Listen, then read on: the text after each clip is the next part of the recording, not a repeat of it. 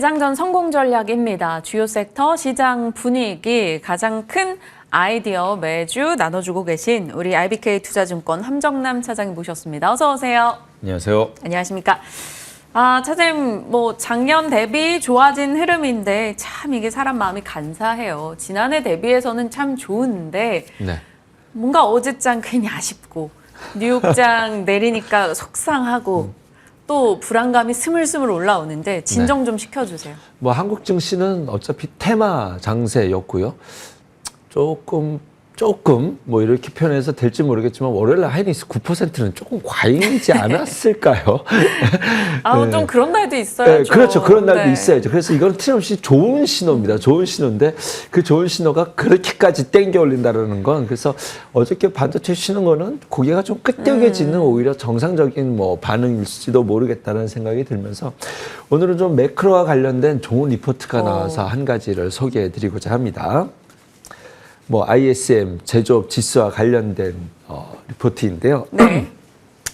먼저 ISM 제조업 지수라는 것이 뭔지는 다들 아시겠지만 갑자기 뜬금없이 함차장 관심도 없는 미국 IS 제조업 지수를 왜 얘기하실지 모르겠습니다. 이 지수는 경기가 좋다 나쁘다를 보여주는 거예요. 숫자가 높다라고 해서 더 좋은 거고 안 좋다라고 해서 물론 낮을수록 더 안 좋은 것은 맞지만 이 지표를 활용하는 것은 50을 기준으로 50이 위에 있냐 밑에 있냐 이렇게 판단하는 투자 심리 지표라고 보시면 될 것 같습니다. 제조업 사장님들 가서 묻는 거예요. 앞으로 경기 어떨 것 같아요? 글쎄 좀 그냥 그럴 것 같은데 하면은 50 이하로 나오고 좀 괜찮아지는 것 같아 하면 50 위로 나오는 지표다. 그래서 50이라는 기준선이 중요할 텐데 최근 미국에서 2022년 12월에 50 이하로 내려간 이후에 거의 2년 내내 지금 거의 한 번 살짝 찍고 올라갔었다가 다시 빠졌지만 거의 2년 내내 지금 50 이하에서 제조업 하시는 분들이 경기 안 좋다라고 지금 얘기하고 있는 거거든요. 근데 미국 증시는 어땠죠? 좋았죠. 사상 최고치 랠리를 구가하고 있을 뿐만이 아니라 미국 GDP도 실제로 좋은 모습들이 나오고 있습니다. 미국 경기는 실제로 좋았어요. 제조업 지수는 안 좋게 나오는데 투자 심리는 안 좋은데 왜 이런 현상이 나왔냐는 거예요. 그 이유를 살펴보면 이것이 잘 요약된 리포트가 있는데 그 내용을 살펴보면 지금 경기를 좋게 만드는 것은 대형 IT 기업의 B2B 사업 구조이기 때문입니다. 대표적인 게 엔비디아가 그럴 수 있겠죠. 엔비디아 칩을 개인이 바로 사는 것이지 않습니까? 전방 기업에게 팔아 넘길 수 있는 데이터 센터라든가 이런 데 넘기는 B2B 구조. 인공지능 소프트웨어가 그렇잖아요. 우리가 아직 활용도가 없죠. 기업들에게 팔아지키지 않습니까? 이러한 쪽에서 기업들이 성장성을 끌고 가니까 그러니까 ISM 제조업 지수에 나타날 수 있는 기업들은 대부분 B2C 전방 기업들인 거예요.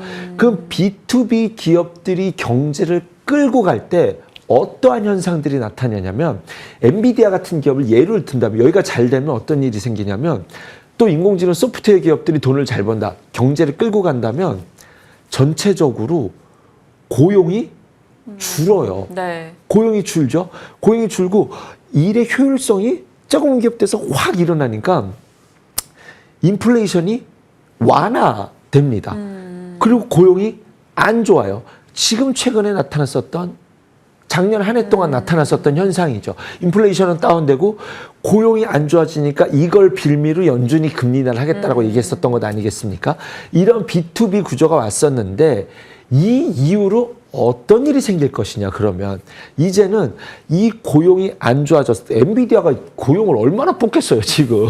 우리가 필요한 게 한 달에 분기에 10만 이상 20만을 예상하는데 엔비디아는 사람을 뽑는 구조가 아니라 이런 기업들은 인원을 오히려 감축하는 구조로 가잖아요. 그래서 고용이 안 좋아지는 착시 효과와 인플레가 다운되는 모습 속에서 금리를 인하하는 선택으로 가게 되고 금리를 인하하는 선택을 가게 될 때 결국 B2C 기업들이 활력을 띠게 되면서 ISM 제조업 지수가 위로 올라가게 될 것이다.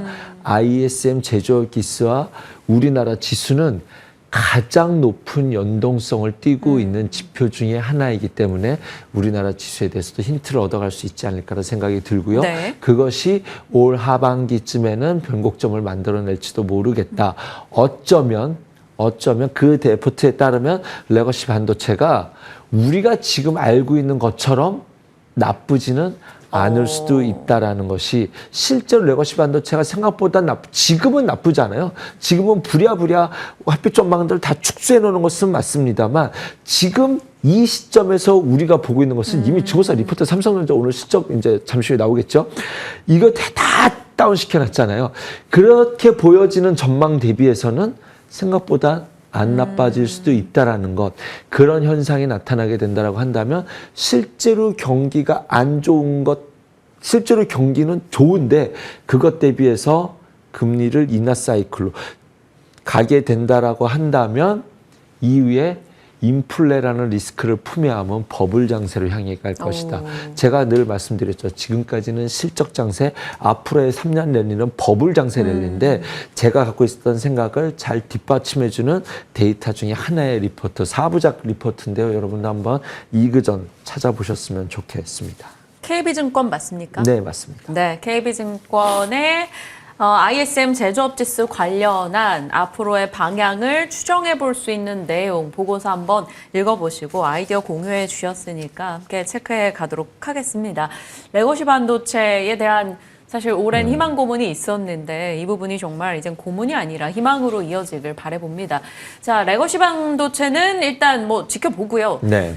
지금 이 AI 칩 관련한 이슈로는 한동안 SK하이닉스 9% 급등 나오고 막 이렇게 강하게 반응을 보였다가 어제는 이제 CES 내용을 일정 부분 빌미 삼아 떨어졌습니다. 어떻게 생각하세요?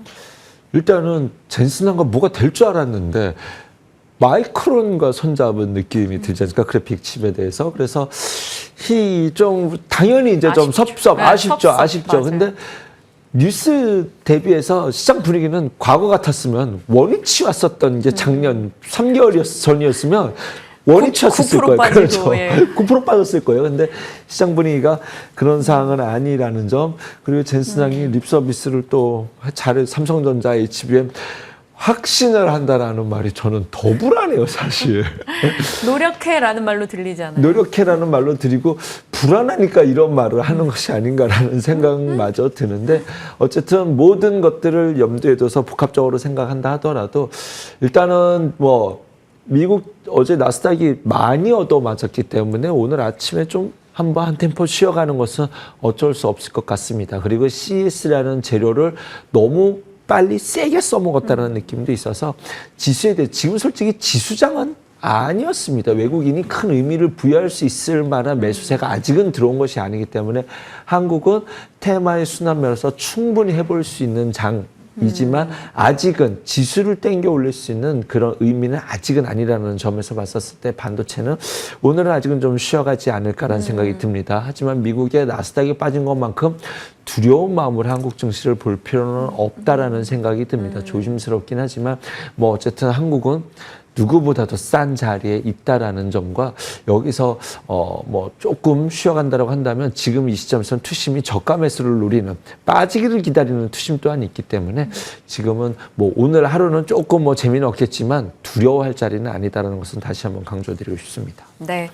시청자분들의 다양한 글들이 함께 공유되고 있네요. 어제만큼은 캡틴 황이 아니라 젠장 황이었다. 뭐 이런 이야기도 있습니다. 그만큼 좀 아쉽고 실망스러웠다라는 거고요. 그래도 생각보다는 잘 버텼고 밤사이 미국장의 급락에 우리가 지나치게 공포를 떨 필요는 없다. 왜냐? 연초에 조금 올랐다 하더라도 여전히 국내 증시는 싸다라는 겁니다. 자, 이벤트도 순환입니다. CES 이벤트에 좀 집중했다가 이제 JP모건 헬스케어 쪽으로 관심이 이동하는 시기가 됐어요. 그래서 어제 삼바, 알테오젠 양시장에서 각각 힘내줬습니다. 바이오에 대한 의견은요. 작년에 정말 바이오 기가 막히게 저희에게 전략 주셨고 네. 덕분에 수익도 냈고 했는데요. 지금 제가 바라보는 섹터에서 총대장은 전 역시 앞에 바이오가 있습니다. 근데 그때는 바이오만이었지만 지금은 바이오만은 아니에요. 테마가 너무 두루두루. 많아서 트레이드할 것들이 너무 많지만 가장 앞단에 있는 것이 저는 여전히 바이오입니다. 그런데 제가 한 번에 알테오젠이 훅 꺾였을 때 그 다음에 제가 뭐라고 말씀드렸냐면 다시 바이오가 가기 위해선 갈 확률이 있다라고 보는데 가기 위해선 다음 대장이 나와야 된다라고 말씀드렸어요. 다음 대장으로 의심되는 것 중 하나가 삼성바이오로직스 셀트리온이라고 말씀드렸는데 여전히 삼성바이오로스는 저는 긍정적으로 말씀드릴 수 있을 것 같습니다. 일단 지금 바이오가 관심이 쏠릴 수 있는 것은 다음 주에 있을 JP모건 헬스케어 컨퍼런스도 있지만 저는 2월에 있을 첨생법 시험의 이제 시행에 대해서 더 큰 의미를 부여하고 있습니다. 이제 세포 치료제, 유전자 치료제에 대해서 가장 앞선 수혜라고 생각해서 예전에 줄기세포 개발 못했잖아요. 근데 이제 이쪽이 먼저 앞서가서 관련된 종목들이 먼저 이제 수혜를 보곤 했지만 실제로 이 안에는 어떤 의미가 있냐면 난치병 질환에 대해서 희귀성 질환에 대해서 임상 자체가 힘들었다면 환자 입장에서는 뭐라도 해야 되는 절박한 심정이지 않습니까? 일단은 임상이 하나라도 통과된다면 그 약을 팔 수 있게끔 허가를 내주는 것이 굉장히 큰 의미가 있는 거예요. 이렇다라고 한다면 세포 관련된 종목들로만 국한지어서 해석할 것이 아니라 종목에 대한 바이오 섹터에 대한 스펙트럼이 확 넓어지게 됩니다. 그렇게 되잖아요. 그러면 도전을 해볼 수 있죠. 이거 지금 일상만 넘어가더라도 지금 약을 판매할 수 있고 그러다가 판매를 하면서 효과 검증까지도 해볼 수 있으니 굉장히 큰 의미가 있는 것이 첨생법이기 때문에 그렇죠. 문을 열 수 있고 이것이 뭐 효능이 얼마나 좋아질까 나빠질까가 아니라 바이오 기업 입장에서 이쪽으로 도전할 수 있는 기회의 문이 확 열리게 된다는 점에서 봤었을 때 어떤 종목만 좋을 거야가 아니라 종목들이 굉장히 넓어질 수 있다라는 점. 실제로 지금 앞서서 가고 있는 종목들은 있죠. 뭐 셀 붙은 친구. 그렇죠. 뭐 네이처셀이라든가 그다음에 퓨로셀. 오리엔트 바이오 뭐 이런 종목들이 뭐 앞에서 가고 있었습니다. 지금 요거에 관련된 이미 올라간 종목은 파미셀, LNC 바이오, 바이오솔루션 세포 치료제, 그다음에 세포 치료 오리엔트 바이오 이런 종목들이 있었고 줄기세포 관련된 종목들은 S바이오메딕스, 그다음에 파미셀이 있을 거고요. 면역세포는 GC셀, 지아이노베이션, 셀리드 뭐 이런 종목들이 있을 것 같은데 이런 종목들에서 국한해서 보시라고 제가 말씀드린 것은 아닙니다. 어떤 종목들은 좀 이렇게 조금 눈에 띄는 종목들이 있긴 한데 좀 시총이 작아서 이제 이 자리에서 소개해드리기는 어렵겠다라는 생각이 들었고요. 어쨌든 지금 바이오 섹터에서는 대장이 필요할 텐데요. 제 개인적으로는 좀 시간의 여유를 갖고 본다라고 한다면 삼성바이오로직스 그다음에 한올바이오파마, 리가캠바이오를 매우 예의주시해서 바라보고 있습니다. 삼바, 한올바이오, 리가 이렇게 좀 집중해서 SK바이오팜까지 이쪽이 1군 종목이라고 생각을 하고요. 이제 2군 종목 그다음에 뭐 개별 종목이라고 했는데 개별 종목은 제가 이제 바이오의 바람의 핵심은 이제 비만 치료제라고 했잖아요. 저기에 좀 더 종목들이 포함될 수 있을 텐데 뭐 지금 시장의 중심에 있는 이런 종목들을 앞단에 놓고 보시다라고 말씀드리도록 하겠습니다. 1군, 2군 개별 종목 이슈로 각각 나눠서 살폈습니다. 자, 이제 마지막 질문은 조선입니다. 트럼프가 한 번씩 조선 이렇게 외쳐주면서 한국의 조선 섹터가 뭐 여러 가지 숫자와 함께 올라갑니다. 어제 시간외에선 한화엔진뉴스가 꽤 셌었고요. 네. 조선주는 지금 어디쯤 왔다고 보십니까? 기자재 뉴스들이 계속 지금 기자재 쪽 이쪽에 대해서 계속 나오고 있지 않습니까? 네. 조선주 저는 올해 계속 된다라고 보는 섹터 중에 하나인데 이제 문제는 속도죠. 맞아요. 그럼 저는 제가 지난번 조선 때 똑같이 말씀드렸거든요.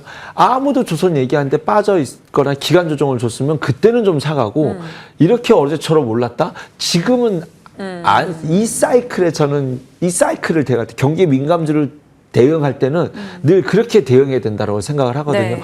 물론 오늘 더 올라가겠죠. 어떻게 시간에서 강했었기 때문에 오늘 사서 얼마나 먹을 수 있겠냐라는 생각이 듭니다. 조선은 올해 1년 내내 볼 수 있는 섹터인데 조정을 주면 사자. 지금 트럼프의 입김으로 인해서 한번 올랐지 않았습니까? 네. 그러면 취임 전으로서는 재료 소멸로 한번 조정을 줄 수도 있지 않을까라는 생각도 들어요. 역으로. 그러면 그때 가서 사면 되지 않을까라는 생각이 들어서 근데 지금은 조선 대형주들이 갔잖아요. 네. 치고 달렸기 때문에 이제 이 다음부터는 기자재 쪽으로 지금 기자재도 좀 올라와 있거든요. 그런데 좀 종목의 스펙트럼을 확 넓힐 수 있는 그런 상황이다. 기자재 쪽이 탄력과 기회가 좀 있어 보인다라고 말씀드리면서 지금 화면에 종목들이 예쁘게 잘 나가고 있다라고 생각이 듭니다. 성광밴드, 오리엔탈 전공, 한화엔진 등 네, 케이프까지. 이미 매력적인 종목들은 조금 올라 있어서 네. 쉬어가는 자리를 보자라고 말씀드리겠습니다. 알겠습니다. 언제나 그렇죠. 영원히 오르는 거 없고 영원히 내리는 거 없으면 그 시소에서